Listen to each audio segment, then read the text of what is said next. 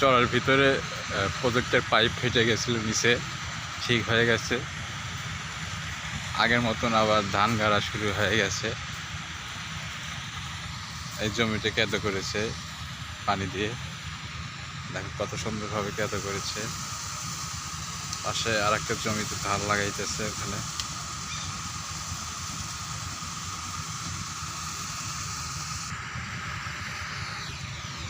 এখানে ফেটে গেছিল, এটা সারছে কয়েকদিন আগে।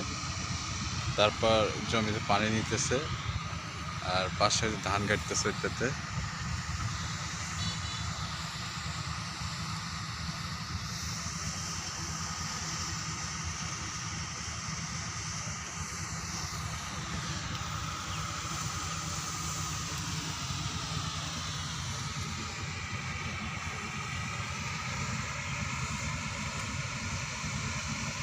আর এখানে জমি থেকে সরিষা তুলে নিয়ে যে ওখানে ধান যেমন করে আটির থেকে ধান ছাড়ায়, ওইভাবে সরিষা ছাড়াইতেছে ওখানে, একই স্টাইলে।